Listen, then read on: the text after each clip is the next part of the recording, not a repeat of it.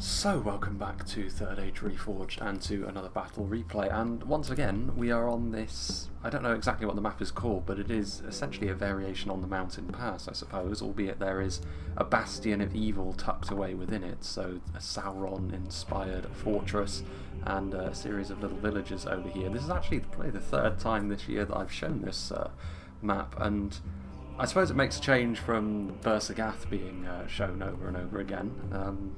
And this one's enjoyed a little bit of a renaissance, I suppose, because it was kind of a forgotten map after it got added, but it seems like more people are playing on it now, and I suspect that's because it is quite a fun one to defend. It's not a fortress as such, but it is always going to be a de facto siege battle, because of how the defenders will be able to post up within the mountains here and set up into very defensive positions indeed. It's certainly one of those maps where in a 3v5 the defenders are very capable of winning. It's not an overtly difficult not settlement, but map to defend on. But having said that, we are still undoubtedly going to be seeing the attackers have a significant numbers advantage, but maybe not as much as you would expect, because it is going to be one of those maps where evil is going to be on the defence with the team of 3, and the team of 5 is going to be a collection of good armies. So, we shall go through the attackers first and foremost, as we often do. I don't like this section of the map because the frame rate always seems to tank over there. I think a few too many demanding assets in one place for Medieval 2 to handle, but fortunately the battle never really seems to rage over there because of how the deployment zones are set up, and it's not really the best place to defend anyway. So, we shall start off with Winged Swordsman 44. He didn't actually send me this replay, but he is a part of it, so a very active player as of right now, and he is going to be playing as Gondor. As far as an attacking force goes among the good aligned factions, they are very useful for their presence on the field because of their resilience. Obviously they've got a lot of armoured and shielded units, which means they're capable of taking a bit of a beating from enemy ranged units, which in a 3v5 the defenders are going to have to rely on ranged units to some extent or another. He's got all of his units, most of them anyway, in a rather large blob. He's got one unit of Guards of Osgiliath just out in front, but the rest of his forces are going to be here. We've got some Pelargia Marines, we've of course got some Ravenhelms in there as well, Fountain Guards galore. You can see the axes of the Axemen of Lasarnak poking out as well, so plenty of aggressive looking infantry here. Pretty high end looking army as well, to be honest, which is a bit of a risk when you're on the attack, but the Gondorian high end units are pretty good for a grinding, slow affair in situations such as this. So let's see if that proves to be true. Nimrothian Honor Guard, there are upgraded veterans of Osgiliath in there. I did see some marksmen of Kerandros. Of course the armour piercing of the Citadel Guard will also be pretty useful. A little bit surprising not to see too much in the way of their basic units, but we shall have to wait and see if his ally down here is brought any, because I believe this is another Gondorian army, and indeed it is, played by Ellipsis. We've got some Wardens of Minas Ithil, so some armour piercing. It's going to be a little bit difficult for the attackers to use really specialty skirmishers like armour piercing archers or rangers on a map like this. If the defenders are doing their due diligence, they should be posting themselves up in positions that make that far more difficult than it otherwise would be. But if they can get the Wardens of Minas Ithil trained onto some of the really high-end defensive units, then that is obviously going to be something which really comes back to haunt the defenders if they allow that to happen. We can see that he does have some standard Gondorian infantry, albeit without the armour upgrade, but this does mean he's going to be able to bring a little bit more in terms of numbers perhaps than his closest ally. Pinneth-Gelling cavalry is a rather interesting one. I mean, we've seen cavalry used surprisingly well, like single HP cavalry used surprisingly well of late. But I'm not really sure this is the map to do it on. I mean, again, much like how we were just talking about the Wardens of Minas Ithil, even more so with cavalry, the defenders really should not be letting a unit like this be getting any sort of cost efficiency down on the battlefield. More Citadel Guard, there's also some Pelargia Marines in there, Nimrothian Honor Guard, pretty much the same sort of thing, only with a little bit more of a focus around some more basic units and also a unit of cavalry in for good measure. Now, we have Froggy. Been a while actually since we've seen Froggy, that's pretty good. And he's going to be playing as Gondor's closest allies in Dol Amroth, well, underlings I suppose would be something else you could call them. Tirithea marksmen are going to be very good in a skirmish fight, of course. You do pay quite a lot of money for them, and unlike the marksmen of Kerandros, they're kind of just average in melee. As opposed to the two-handed swords, they only have a single-handed weapon. Which does mean their capability of dealing damage in melee is a little bit more compromised, but other than that they're a very similar kind of unit to their Gondorian counterparts, and it is ultimately at range first and foremost where you want them to be effective, so that's going to make life for the defenders a little bit more difficult. Obviously skirmishing with the enemy is something that the attackers will very much want to be doing, even though evil forces tend not to have quite so much in the arch department as factions like, especially Gondor. Still, like, the skirmishing is very much going to be something that the attackers will always want to make work for them in a situation like this. Tarnostian spearmen are very, very basic. Again, not quite as good as the equivalent Gondorian units. Dol Amroth have got more focused strengths when it comes to their infantry rather than the more general work that the Gondorians have. Some upgraded Athalond men-at-arms, they're very functional. With that armour upgrade, they are going to be decent at taking damage as well. Nice shield value. But ultimately, when it comes to actually laying down some damage in melee, they will do quite nicely against regular rank and file orcs, but as soon as you start getting into some of the scarier stuff that the evil factions can bring to the battlefield, that's where a unit like this is going to come unstuck. He's got some standard Doran Ernil swordsmen as well, so some militia swordsmen, very, very basic, very numerous though, not too expensive, will give you the extra numbers that you may need to try and swamp over the defences. 2 units of Dismounted Knights the Silver Swan and a unit of Haven Guard, however, is clearly where the extra money that he saved by bringing these Doran Ernil units have gone into, because this is a very expensive investment. Haven Guard, obviously, very, very powerful heavy swordsman, one of the best that the game has to offer, and then 2 units of Dismounted Knights the Silver Swan and multiple HP line infantry as well, so big investments there. Belfast Marines, very similar to the Pelagia Marines. The rest of the Gondorian army from Ellipsis is over there, some more Gondor spearmen. Doubtless Froggy will be linking up with that army as the battle goes along. We also have an Arthedain army played by Hertumahai. We've got some Arthedain men-at-arms, again very similar to the Thalond men-at-arms that we just mentioned, albeit they do have 2 armour upgrades they can indulge in, which indeed Hertumahai has decided to bring, so that does make them just that little bit better, but it's much of a muchness really. They're going to be performing very similarly on the battlefield. Some upgraded Evendim spearmen as well, and some pikes, some gate guards and some standard pikemen, so pretty much the standard play for Arthedain is to have your functional shielded infantry anchored in place by pikes, and then it's the supporting units that Arthedain will really be doing the business with. There's a gap here which I would imagine is going to be Troll Slayers or Rangers. I would imagine both of them are on the field somewhere. We have the very scary Wardens of the North, fantastic in melee, fantastic at range with those armour-piercing projectiles. Again, another armour-piercing archer the defenders will have to be on the lookout for. And we've got some Arthedain marksmen here for skirmishing, and at the back some heavy swordsmen in the dismounted Fornos Knights, and we have some Dunedain peacekeepers as well. Going to be good actually against very similar kinds of units, to be fair.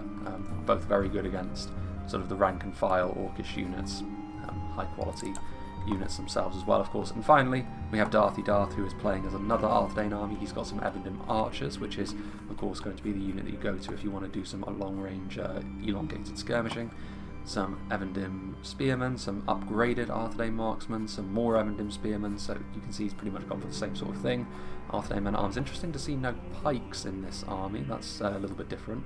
Some Wardens of the North and a couple of units of Fornos Knights, and then there's also the Dismounted Knights of Anulus, fantastic unit of shielded bodyguard infantry. And there's bound to be some Dunedain in here, because this clearly isn't enough to have taken up the entire budget. Now then, over here we have 2 times. People are really getting creative with their names these days, are they not? He's the one who sent me the battle replay, so big thank you to him. He is going to be playing as the Witch Realm of Angmar. Angmar, of course, usually are going to be very at home on the attack, but on the defence they can bring all of those same qualities to make them very, very difficult to wear down. And it's the sort of thing which, especially against Dol Amroth and Arthedain's infantry, it's the sort of thing which can be quite difficult to get through. The Gondorians have got a few more options against a faction like Angmar, but again, numbers is a quality all of its own, so we'll see if the Angmarim can hold on when they are the ones that are outnumbered for once. Witchram, Hammerguard, Blackguard, the Witches, of course. I mean, the Witches can be so devastating, especially when Angmar are on the defence, because it's a lot more difficult to actually gun them down. If they're on the attack, then it's always going to be on you, incumbent upon you, to keep track of them, and as soon as they poke their heads up, basically you shoot them down. But that's going to be a lot more difficult to do when they're able to sequester themselves in and amongst the hills. Some Scourge Raiders are not quite as devastating, of course, but they're still a real problem for the advancing attacking armies. One thing that Angmar do not have in their favour, of course, is their pitiful archer force, so stuff like the Witches and the Scourge Raiders doing a lot of damage is something which will be necessary for the defenders if they're going to win this battle. Trolls of Angmar and Gundabad, again, nice spike of damage, but no real longevity there. The longevity comes from units like this, upgraded Witchram Pikemen, Gundabad Guard, of course the Barrow Wights. It's going to be very difficult to mulch your way through this kind of force. There's Guardians of Khan Doom as well, which sort of play into that.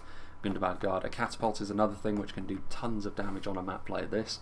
Again, the lack of any really decent archers from Angmar necessitates a unit like this in this kind of situation. Warg Riders will be roaming around. Didn't really see anything in terms of cavalry on this side of the field, which is where it would have been more useful, of course. Unfortunately, the Pinnith Galen cavalry for the attackers is on the side of the battlefield where it can't really be utilised, but still, the Warg Riders, not a bad idea, just in case there was more attacking cavalry over here to be dealt with, and some Snaga Stalkers are here also. Now then, moving on to the middle army, we have a Mordor force commanded by Jefferson. Blackguard of Barad-dûr, we've seen Great Shield Infantry used to good effect on the attack. They're not quite as effective when they're used defensively, but they effectively make mass pushes against you, all but impossible. I don't think that's how the attackers would have approached this anyway, given their army makeups, but we'll see. Nazgûl are there as well. The rest of the Mordor force already getting ready to post up in these defensive positions. 2 units of Morannon Halberds, unit of armour-piercing Uruk captains, which is actually where the general was, I noticed him. Temple Executioners, Olag High, just a slightly superior version of the Angmar trolls we've already seen. Sauron's Will, Morannon Archers, of course, Mordor going to need to pick up the slack in terms of archery compared to Angmar, most certainly. We've got some Minas Morgul's Chosen, who are going to be very, very important for defending those front lines as well, much in the same vein as all of those heavy Angmarim infantry units we've already talked about. We've got some Sauron's Will here also, and I think we may be folding in to the last defensive army, which is Thanatos, played by Mordor, played by Thanatos. We've got some Temple Guard, so some armour-piercing archers on the defence. Morannon Halberds, most of this army is probably going to be hidden, to be honest, because of the tree cover that they're afforded. Morannon infantry there, there's some Olag High, and yeah, we'll be seeing the rest of his army, I guess, phase into being as the battle goes along. I mean, there is a Gondorian army pretty close, so I don't know if there is going to be a grace period or not. I don't think it's entirely necessary, given the fact that Angmar can get up that hill very, very quickly, long before Arthedain and Dol Amroth can intercept them. And the Gondorians can't really catch Mordor too much by surprise. Thanatos can move into position fairly early, so we'll see. 35,000 frames is actually not as many as you might expect on a map such as this, so things may get underway pretty quickly. But yeah, I'll make a cut, and we'll rejoin when the battle begins.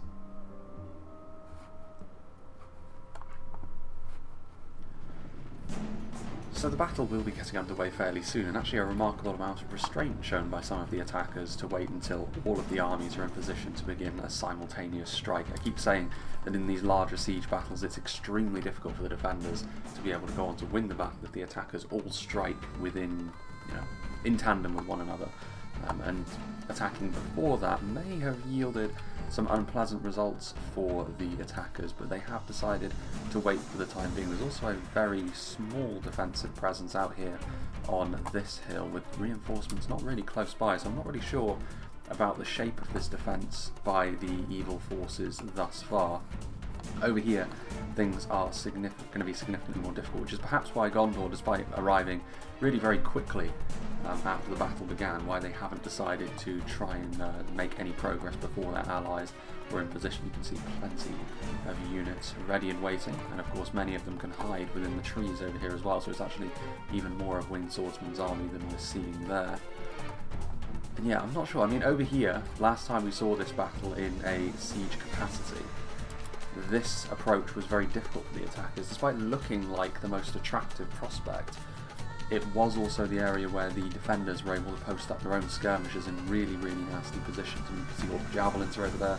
Temple Guard are also in position with their body-piercing projectiles. I do not believe we saw any of the Arthedain shadow bows from Mordor, so that would be something the attackers can cling to. No rangers as such, certainly Angmar don't have them, but witches, of course, within the interior of the mountains could also be the sort of thing to devastate an attacking force. So in spite of the fact you always do give the edge to the attackers in a battle like this, they do need to be a little bit careful, because when they're in the confines of the mountains, things could get a little bit more complicated for them. The Guardians of Kharndoon getting in behind the Snaga Stalkers, who are already winded. Maybe I did preempt the start of the battle just a little bit too much, but surely the battle will begin at some point very, very soon. There's not really a great deal else the attackers can do in terms of stacking up on the positions now. Dol Amroth with plenty of units down here. Of course, Ellipsis has got a portion of his army out here as well to help with Dol Amroth's transit up the mountainside. Maybe this is what they're waiting for as well. You can see that Dol Amroth getting a section of their army to also go around the cliffside path, which we saw last time. Albeit, I actually think the direct route would be better on this occasion. reinforcements would probably arrive before any significant damage was done. Anyway, Arthedain archers are in position, but thus far not loosing their shots, which is a little bit strange in and of itself. The Moran infantry are in loose formation, but they actually don't want to be in loose formation here. It means that these halberdiers could be targeted down by arrow fire, and it's exactly what Arthedain should be doing once they are, I guess, given permission to go weapons free. This is a very peculiar grace period, this, because everyone seems to already be in position and yet no one is willing to make the first move. Gondorians too are not willing to move forward just yet, but again, this area over here, pretty nasty crossfire could be set up, but the undulating terrain also makes it a little bit more difficult for the defenders to actually set up a fully watertight front line. So perhaps the Gondorians can use that to their advantage. Of course, they got shut out completely on the last occasion we saw this battle. Here we go. A melee fight does begin, and 2 times is actually going to counter-attack down the hill a little bit. Snaga charging into the Doranano swordsman, but of course this is really a battle between 2 low-tier units, but it's certainly one in which the men from Dol Amroth are going to have the edge. They're fighting uphill, but that shouldn't really make too much of a difference. The Snaga stalks, it says victory. Well, I guess there are more of them.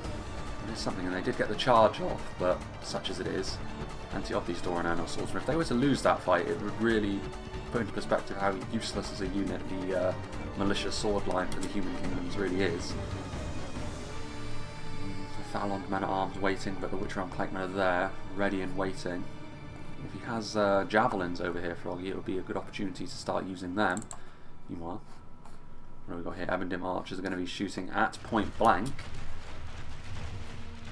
And they should be going after, yeah, I think they are going after the halberdiers as well.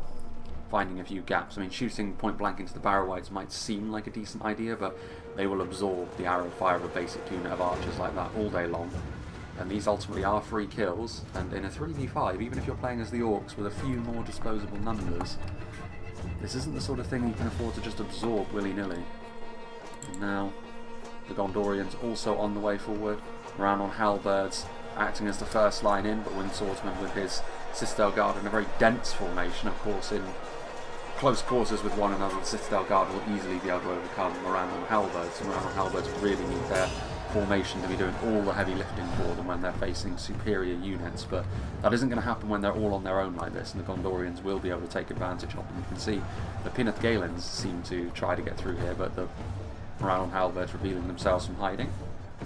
Marksmen of Andros are in position as well. Moran on archers shooting in. I mean, the Moran on archers, yeah, javelin fire coming in on the guards of Osgiliath, exactly the sort of unit that they should be targeting down. Mordor themselves, after all, don't have pikes of their own. If the defenders have to get engaged in a pike war, it will be entirely incumbent on Angmar to do the business.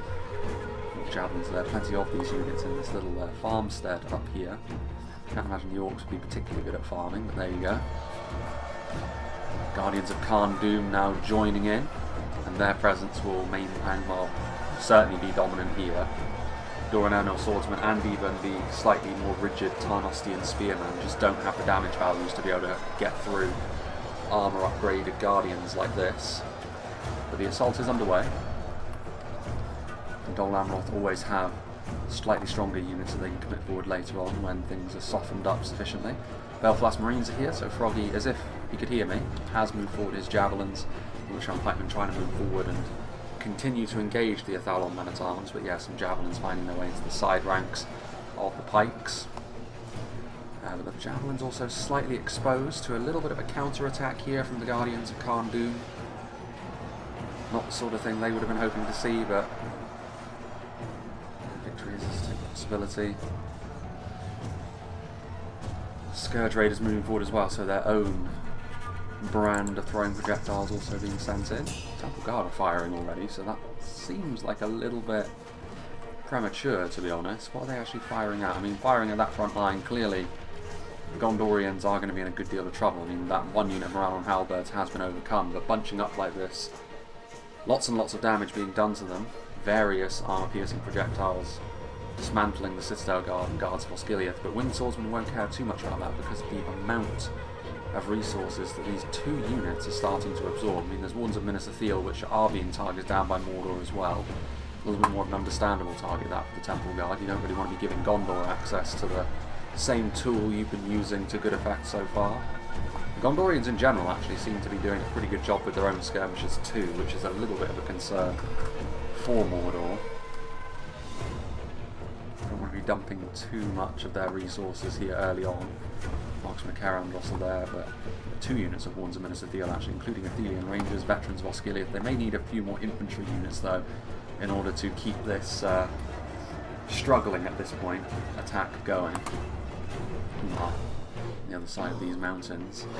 No melee engagement as of yet, still really an entirely skirmish-based affair, with the attackers still trying to slowly wear down the primarily Thanatos-led Mordor defence. I don't know what they're trying to do going after the LITHUI though, the attackers. That's definitely not the sort of target I would go after with archers. Their armour is too strong, and just their hit points in general. You will be able to weaken them, of course, but it's nothing really that can't be achieved with some high damage infantry far more efficiently in melee, and you can use your archers elsewhere to cut down on some of the numbers that are being deployed. I would actually counter-attack with the LITHUI into this though. You could get into the Evendim archers, and the Evendim spearmen are not the sort of unit which are going to be able to counter trolls efficiently at all. You could also then slightly move your front line forward, some Barrow-wights perhaps to shore things up. There's no units close by. More Evendim spearmen certainly would be the answer.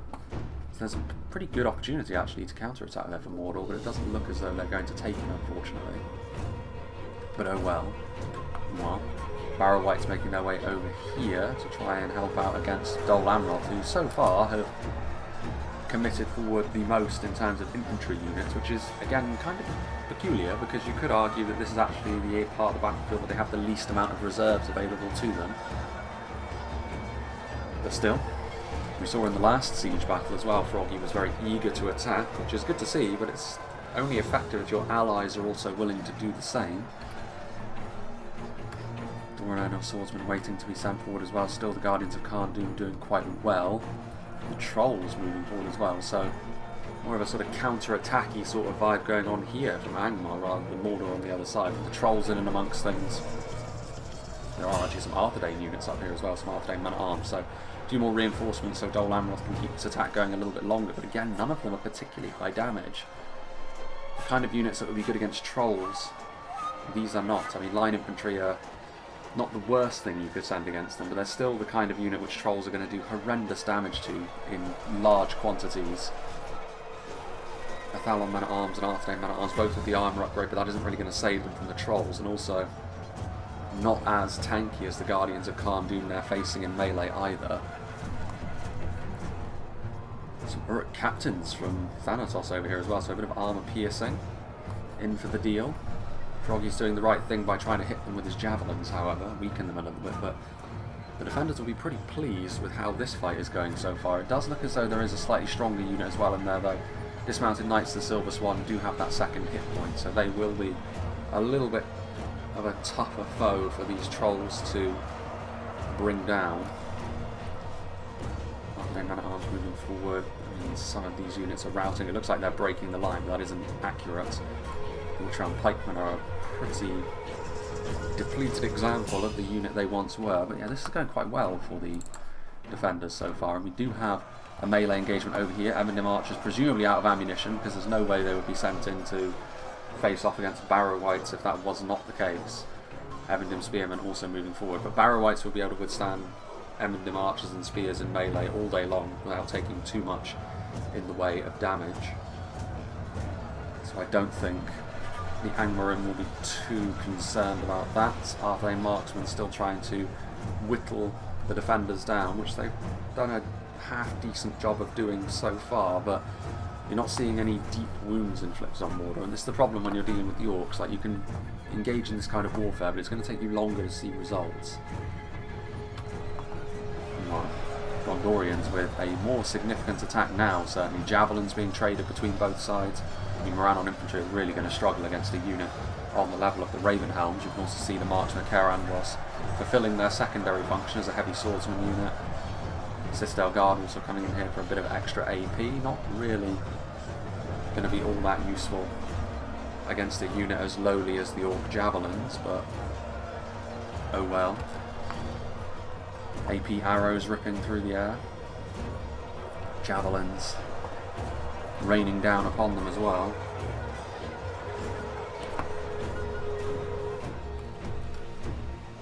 Veterans must go through plenty of these supporting units. I mean, LITHUI and Rangers are also firing away, so this is where things are going to get a little bit more confusing to try and keep track of, some routing Citadel Guard there, because a huge amount of how this battle is going to be decided is going to be based upon how these skirmishers are doing. The Gondorians have got plenty of ammunition there, shoving down range. There are some Arthedain shadow bows over here though as well, so Mordor doing their thing. The LITHUI also with this counter-attack, it's very bold of them. I think they are going after the Pelagian Marines, which they will do a good job against. I mean, these LITHUI will fall eventually, because a lot of the Gondorian skirmishers are capable of looking after themselves in melee. But this will make the job of the archers actually shooting and preventing their front line from being overrun here a lot more difficult. With Blackguard of Barad-dûr counter-attacking, it's been a bit of a feature of this battle so far. And in the last siege, where we saw Isengard on the defence, lots of counter-attacks from the defenders, and perhaps being emboldened by their slightly larger than average armies for defenders, they feel as though this is the sort of tactic they can use effectively, and this one certainly was. That front line was doing very well, but now with the addition of trolls, ranger fire in support, and then a mass push from the Blackguard of Barad-dûr, that's very, very good. I mean, I don't think Mordor should push too far here, because if they do, then the Gondorians will start to make this battle work for them instead, but this is the sort of thing that you would see and then suddenly start to panic. Veterans of Skiliath are there. Meanwhile, what is going on over here? Frontline, the Barrow-wights over here, going to make life very long for Dol Amroth. Ooh, there we go. The Witchers in position, only one shot, but hitting into the middle there, causing a unit of the more depleted Tarnostian spearmen to rout by the looks of things. And this will worry them, but it will also reveal exactly where the Witchers are, so Dol Amroth will be on overwatch there. Gundabad Guard coming across, as are the Nazgûl, so continuing to counter-attack with more elite units up here, but dismounted Fornoster Rain Knights on the front line represent a significantly bigger challenge than the regular men-at-arms that Arthedain have been using to reinforce this Dol Amroth-led assault so far. Gundabad Guard rolling forth as well, trying to reinforce this front line. Two of their marksmen still have ammunition, they've still got their bows drawn. Belfast Marines would also be a good choice. More Evendim Spearmen, there's tons of Evendim Spearmen on the field state from Arthedain. It will make their armies very large, but individually those units are not going to be of the level of quality required to truly impact the battle. The Arthedain units trying to push forward, but with newly arrived heavy spearmen on the front line from Angmar, I don't think a mass push is necessarily the way forwards. Meanwhile, is this attack over here gaining access to any stronger units? I mean, Arthedain men-at-arms, to be fair, will actually be better on the front line. Orc marksmen, that sounds like projectiles that are passing through multiple units. Are there Dunedain Rangers nearby? Nope, it's even worse. It's Arthedain shadow bows, so this will be pretty bad for Arthedain. I'll end up losing a lot of units, but I mean, from the front, armour upgraded, shielded, basic as far as Arthedain units go. Maybe Darky Darth and Tumahai won't mind this quite so much as they otherwise might. LITHUI coming back as well. Moran on Halber is slightly depleted from the initial skirmishing, but again, that initial skirmishing I don't think was as effective as the attackers may very well have wanted it to be. Trolls are moving in. This is something I would have done sooner, of course, but you can see here now the Evendim Spearmen are starting to rout under range of fire, taking damage from trolls and melee. We've already seen that against the Gondorians, now we're seeing it against the Arthedainians. Mordor's still engaged in this counter-attack to a certain extent, although now Blackguard Barad-dûr are routing. This is what I was slightly fearful of. All of those units are now fleeing. Pushed a little bit too far, I think. They could have pulled back once they got their initial gains and then reformed their defensive line, allowed their skirmishers to hit the Gondorians on the approach. As a result now, though, maybe this is where the Gondor cavalry can come into its own, prevent Mordor from reforming. It does look as well as though some players have got different ideas on what to do. Jefferson is moving forward with a single unit of Temple Executioners, whereas the Angmar units are backing up a little bit. You need to be singing from the same hymn sheet, so to speak, as the defenders, otherwise you will be punished dearly for it. I mean, those Pinnithgalen cavalry won't like being in melee with the Temple Executioners whatsoever, but still. Some armour piercing from the Axeman of the Sarnak is exactly what would be required against the Minas Morgul Chosen, but Gondor are going to need more reinforcements on this front line to make this attack a little bit more well-rounded.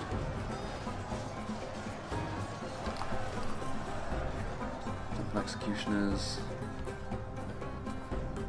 Yeah, this is going to be a problem. Point blank javelin fire. Don't want to be losing some of your better units to a very basic one. Oh, a charge coming in as well. Not easy to get cavalry charges in environments like this, but just about managing it there. Temple Executioners taking damage with each passing moment.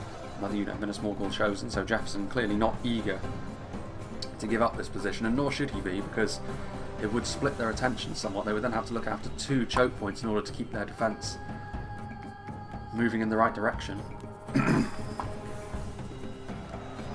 have we got going on down here? Still, this front line hasn't made any progress from an attacking perspective, but that may be because they're reluctant to move more reinforcements on the front line, having already been hit by the Witchers once. They don't want a repeat of that by any means.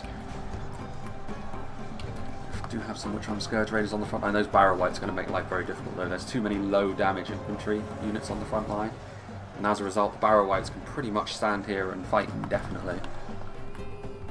Up here, a little bit more progress now being made perhaps by the attackers, wrapping around a little bit, some Wargs being sent in with a fresh unit of Witch-Armed Pikemen to try and stop any progress that the attackers may very well have been making up until this point.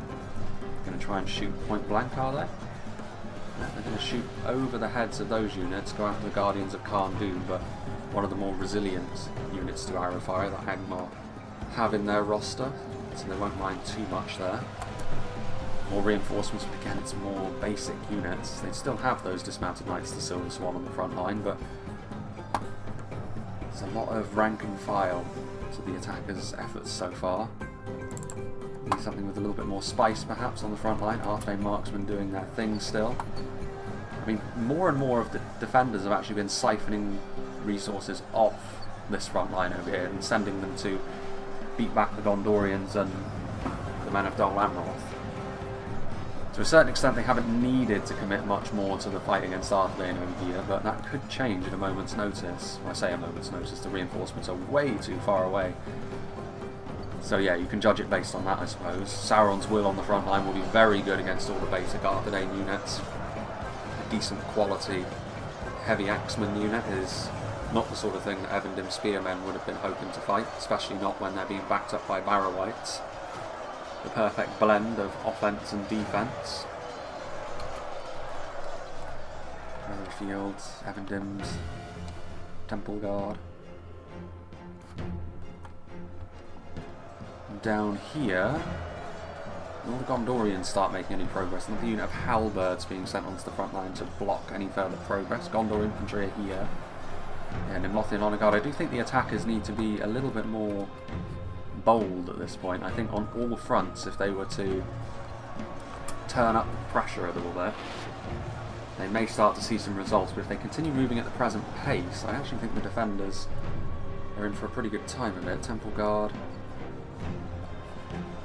Argeir Marines in position. Once again, the attackers trying to use these javelins to good effect, which they actually have done so far. It's been one of the better aspects of their assaults, but and also with the terrain being what it is, they have the perfect shot into the heart of the Mordor infantry. Fountain Guard being on the front line, backed up by Citadel Guard, all units which should be good against Mordor orcs. But numbers-wise, they are struggling a little bit here. With more Minas Morgul Chosen pushing onto the front line, that isn't likely to change anytime soon. Temple Guard Nurek captains could also be committed should the need arise. More trolls also lingering. We have here trying to focus on the Scourge Raiders perhaps. I mean, they stand more of a chance at killing the Scourge Raiders than they do the Barrow Wights. What's going on there? Clear projectiles of Rangers. I mean, they see the Witches clearly. I'm surprised that they're not killing them a little bit more readily. Rangers do have lower damage, I suppose, though, so perhaps a regular archer would have actually been better on this occasion. They may have forced them back a little bit here, the attackers, but the defenders are still quite comfortable now with the Guardians of Khand Dûm and Witchround Pikemen reinforcements that they've received on this front line. The cliffside path is secure for the time being. Belfalas Marines, Thalond Men-at-Arms, a couple of units of them. Haven Guard are also there. Defeat is almost a certainty for the Belfalas Marines. Unsurprisingly, they can do a job in melee, but they're not really the sort of unit that you can pin your hopes on to hold down and attack all on their lonesome. Elsewhere, still the Nazgûl are in there, embedded quite deeply in the enemy front line, but I'm not sure if that's going to be a good thing for them. Getting in the way of the attack Angmar. Things have simmered down over here, so Arthedain's assault ultimately fell apart as a result of really not having quality on the front line that they needed to. Committing quality would have led to the Rangers still firing at them, so that is the conundrum that you face as the attackers, but this clearly wasn't the answer because they haven't really made any progress, and some of the initial defending units from York's still here and alive. Going to continue with what they were doing initially, which isn't necessarily the wrong thing, just trying to get as many arrows into this front line as possible before attacking again. I mean, the Arthedain Men-at-Arms are going to be better in this kind of environment than the Ebondim Spearmen, like I said. But even still, between themselves and the marksmen, the Barrow-wights are still not going to be losing too much sleep. Do the Barrow-wights sleep? Probably not. Probably just shamble around 24/7. There's this, again Mordor counter-attacking with another unit of Blackguard of Barad-dûr, and again it has the desired effect. Gondor with not enough on the front line to withstand these Mordor counter-attacks, and so far they've been used to brilliant effect with the Blackguard of Barad-dûr at their centre. No trolls this time to get into the back lines and really start punishing the Gondorians, but Gondor are actually fully retreating at this point in the face of this. This is really bad news for the attackers, honestly. I mean, they still have Nimlothi and Onagar very much alive. Some of these units are going to get left behind, however. Wardens of the White Tower, there are Nazgûl and Minas Morgul chosen, making their retreat far more difficult.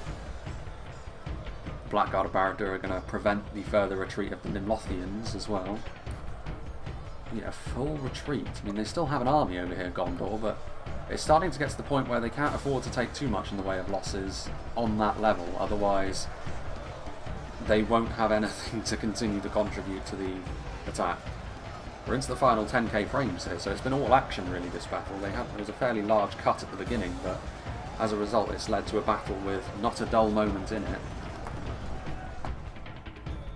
And surely the attackers at this point are going to have to consider throwing everything forward in a big attempt to claim victory. Tarnostian Spearmen in such numbers that the depleted Guardians of Khand Dûm and Scourge Raiders they're facing off against will be defeated. The Barrow-wights just a little bit further back, not really engaged in the fight as such, so still this is kind of an unimportant engagement so far.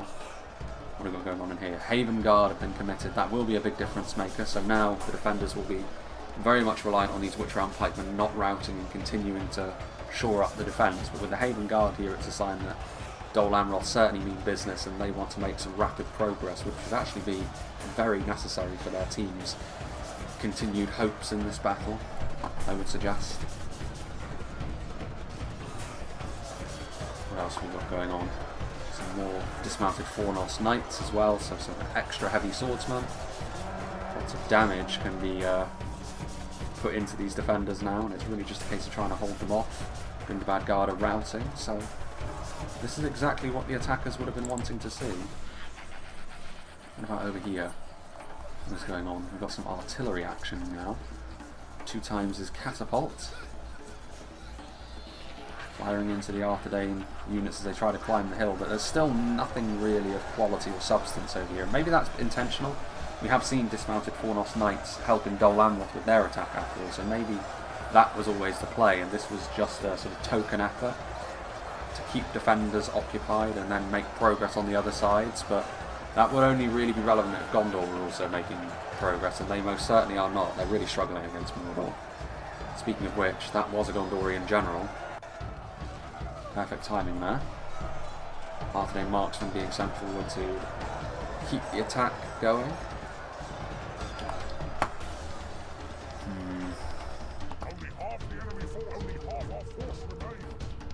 Does it indeed? What have we got going on? Yeah, wall to the White Tower finished. Yeah, and I don't think the Gondorians can afford to be not moving in at this point. I think, as I mentioned, the best thing for the attackers to do is to throw caution to the wind and all of them go forward. That's most unfortunate. With this defence falling, the Witchers doing their thing, killing off the Dol Amroth general, causing some of these units to become shaken as well. More Evendim spearmen, Tirithea marksmen doing their thing also. Another unit of the Blackguard of Barad-dûr who've been so successful in this fight. Very good use of the Witches so far. Sparing use of the Witches, you'd have to say. Tarnostian spearmen are routing. Probably because of the Barrow Wights, but yeah, sparing use of the Witches, not a couple of really devastating volleys, just some surgical strikes here and there, which have led to Dol Amroth really struggling to make progress over here. Both in physical terms by killing the units, and also it means that as the Dol Amroth play, you really don't want to be committing large groups of units forward, which would be sufficient to break the front line. Meanwhile, over here you can see the catapult is also doing the same to the Arthedain front line, and this is where, I mean, you're starting to worry for the attackers a little bit here. Victory may seem certain for them, but with the Witchers on the other side, the catapult over here, Gondor not having too much left, I think you can start to see Arthedain now. Dismounted Knights of Numinous are moving forward. The Pikes are also on the front line at long last to give them something to anchor their line in place, but I think it's coming a little bit too late. This catapult wasn't always posted up here against Arthedain. It was against the Gondorians initially, and it wasn't used over there. Now, though, you're going to start to see routing en masse, and I really don't think the attacks are going to recover from this. I don't think they've got the universal strength across the battlefield any longer to be able to continue to pressurise. And yeah, Ellipsis, does he have enough? I mean, he's got some Guards of Osgiliath, some Nimlothian Honour Guard, 2 Pinith-Gaeling cavalrymen. I guess he doesn't. I guess this isn't really enough to do much of anything. But he may as well send them forward regardless. But yeah, from this point on, I'd be extremely surprised if the defenders did not go on to win this, honestly.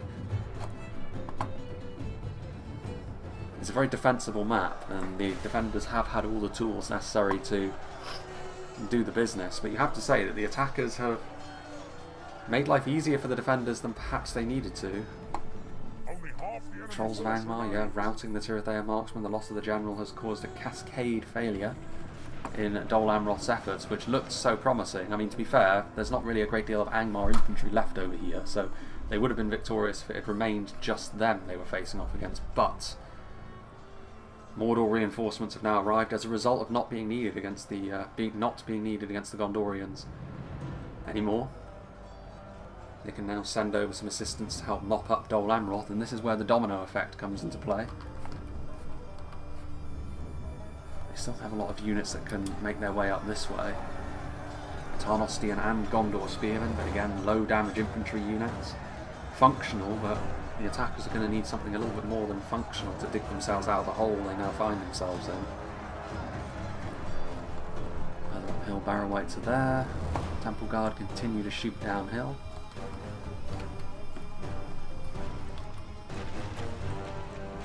Armor-piercing missiles doing their thing. Scourge Raiders moving forward. I don't know whether they still have ammunition. We shall find out momentarily. Trolls are pursuing units, but I don't think there's anything left over here either. So yeah, the cliffside path completely won by the defenders now, which means Dol Amroth don't have any other choice left to them. I mean, Ellipsis still has probably the biggest army left on the field. Maybe it kind of depends on Arthedain. I mean, if the attackers are to pull off some sort of miracle, I think it will have to be on the backs of a successful Arthedain assault, but now that the catapult has got no other foes it needs to face off against, that isn't really going to be happening. in the perfect position, really. Plenty of these javelins hitting the dirt right in front of them. This is a pretty textbook example of how the defenders can make the map work for them and make a 3v2, well, 3v5 work in their favour. More Witcher volleys. A hit into the Arthedain men-at-arms, catapult fire. I mean, it's very grisly, this kind of thing now for Arthedain, and it's a sign they have left things too long, of course. Neither the catapult nor the Witchers were pointed towards Arthedain earlier on. They were pointed towards their allies, but now their allies have got nothing left. Arthedain are the only ones really on the field with anything truly to their name, and they find themselves with every supporting unit that the defenders have to offer pointed at them. So they have no one but themselves to blame, really. 29 peacekeepers. The balance of forces is evenly matched. Catapult volley still coming in. Units that are returning from routing, but will almost certainly go straight back to routing when all is said and done. Going after the Troll Slayers, I believe. Meanwhile, Barrow Whites, I mean, yeah, they may as well counter-attack downhill at this point, the defenders. Throwing projectiles being utilised. Of course, throwing axes into the front of armoured and shielded units are not quite as effective, but their base damage is still enough to deal with more basic units like this fairly efficiently, and efficiency I don't think is all that relevant for the defenders anymore. They just want to be doing damage to as many units as possible, as quickly as possible.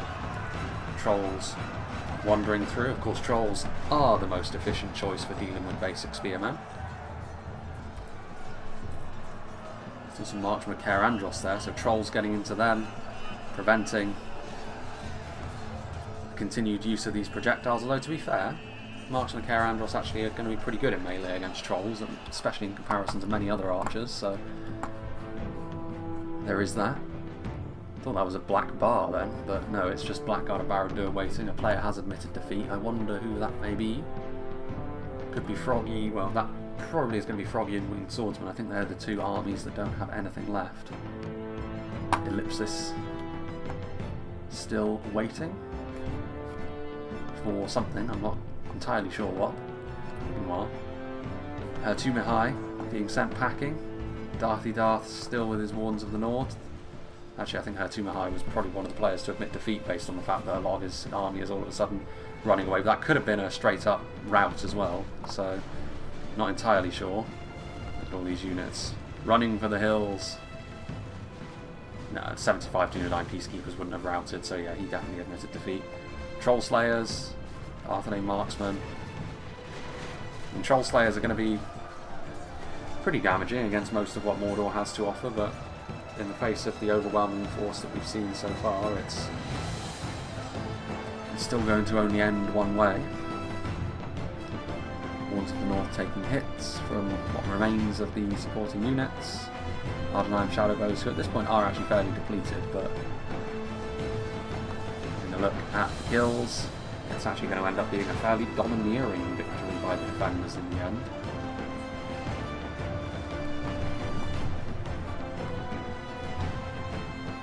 Those Wardens of the North with the catapult now. We have a attack from here as well. Ellipsis surely admitted defeat as well, actually, based on that. Nimlothian Olingard wouldn't be routing in the face of such things. So that's going to leave really just Darthy Darth and, yeah, look at this. He definitely admitted defeat. Which kind of calls into question why he was saving up all those units in the first place. If he was just going to admit defeat anyway, you have to ask the question. Very peculiar indeed. So I think that means this is now the only front line, such as it is, that we have left. Darthy Darth's final stand as the forces of evil charge down the hill to demolish what remains of his army. Arthedain marksmen continuing to try and shoot. Wardens of the North now being engaged by Moran on halberds, of course. As soon as any formation breaking happens, the Wardens of the North will absolutely butcher Moran on halberds. Indeed they have. Only half. I guess there's a lot of rousing going on. Catapult's still firing. I mean, there's no real need for that at this point, you'd have to say. These are the Orc Javelins, but at this point it's a race to try and pad your kill count out for the various armies. So those units from Ellipsis, which were, after he admits defeat, started to run through defending territory, all of them are going to be butchered. Kills acquired. Blackwatch Legion moving forwards. Rotting meat being applied to the situation, which actually will be enough to finish the battle more quickly. The Arthedain general falls, so with all of that, morale is going to start to tank among what remains of the Arthedainian fighters. In fact, I think it is only this unit of Wardens of the North which is still fighting, having a cursory glance around the field. There's nothing going to be left over here. A few Gondorians that were routing through enemy territory. And Dol Amroth, I believe, don't have anything left either. Yeah, look at that fraudulence from two sides, trying to pad his kill count out by going after the routing units. I see it. That will be taken into account. Perhaps this battle in general is a little bit of ego stroking going on, given how, you know, domineering Angmar were, but we'll forgive him. We'll forgive him. Ones in the north actually routing. What is left then? I could have sworn those ones of the north were the only unit left alive on the field. Look at all those routing units. Mostly Hertumahais, a couple of them Darthy Darth as well though. I don't see anything left. Still fighting noises going on over here. What are they actually fighting against though? I don't see it. What is left? There's nothing. The ones in the north are running away. Is it because maybe the ones in the north might return from routing, so they need to be killed? I don't know how the game necessarily treats that. It's completely unimportant anyway in this sort of situation, but still. Those veterans of Osgiliath who are also routing as a result of admitting defeat. Of course, they're a locked morale unit. They would, under normal circumstances, stand and fight to the bitter end. And it has been a very bitter end for the attackers. Once again, last time we saw this map on an attack-defense situation was actually a very similar story to this, in the fact that I think the attackers both times had completely misjudged what needed to be done. And it started off so well as well, I thought. They were all waiting to attack in a unified fashion, and then they didn't. Not really. The Arthedain force over here, token though it may have been, was completely, you know, the wrong kind of force that was needed. The Catapult and the Witchers spread out across the other ways. I do think the pace of the battle was truly set during the first Mordor counter-attack against Gondor. And then when the second one happened, you always knew what way the wind was blowing. May as well go up to ×2 speed from here, I suppose. Because I really don't know what's left.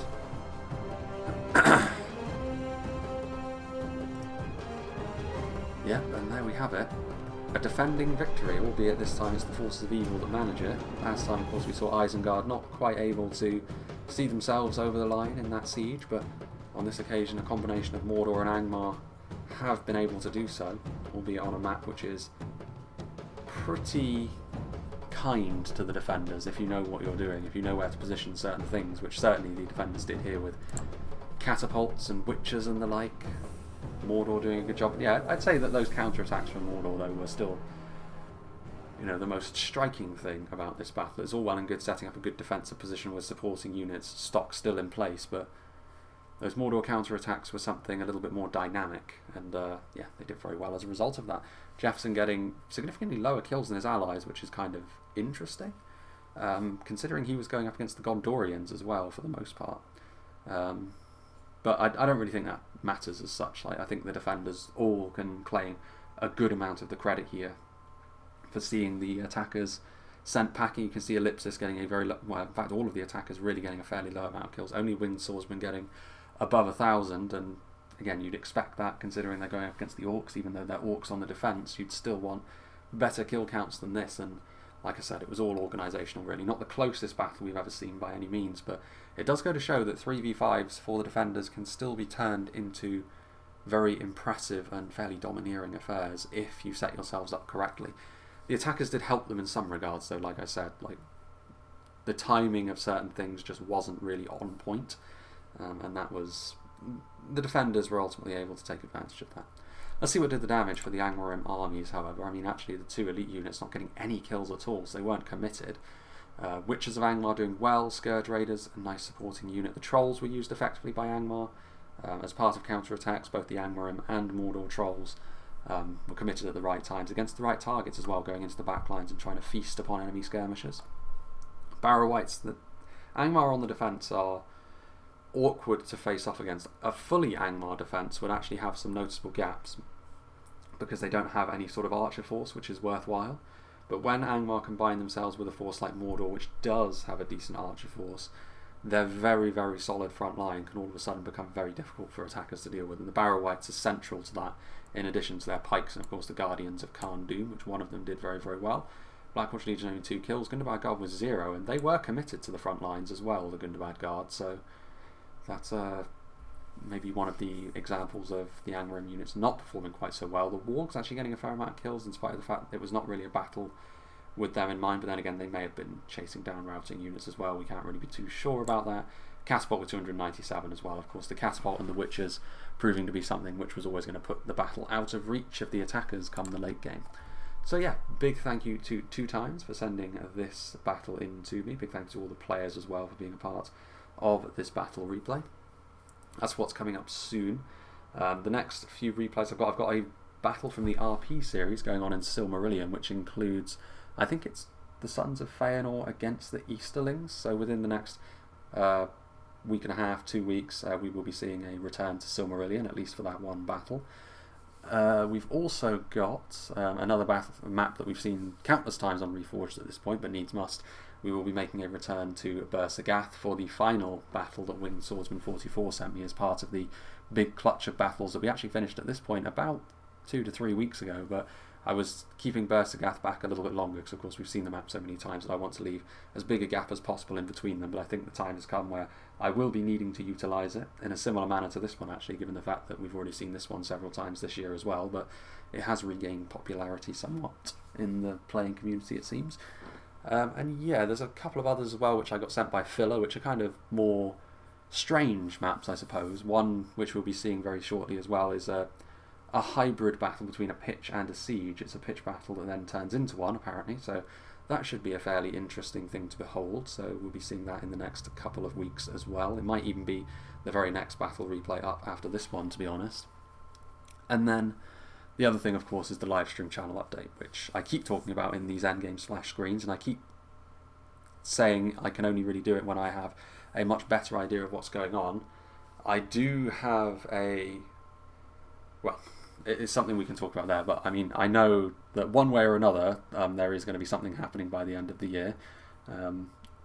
What shape that takes exactly does remain to be seen still, but again, it's one of those things. We'll just have to wait and see. And certainly at some point throughout the summer, I will be able to get back to you on that and give a little bit more context for where the channel will be going. But suffice it to say, I do think that 2023 will be I mean, it seems a little bit premature to be talking about that when we're still in June 2022, but 2023 I think will be a slightly better year for the channel in the sense that I should be able to up, and may need actually to up my content just a little bit if it's going to act as my more genuine part-time employment rather than the sort of side gig that it is at the moment. But again, more on that when it becomes a little bit more relevant. Either way, enough of my rambling. Big thank you to all the players for this battle once again.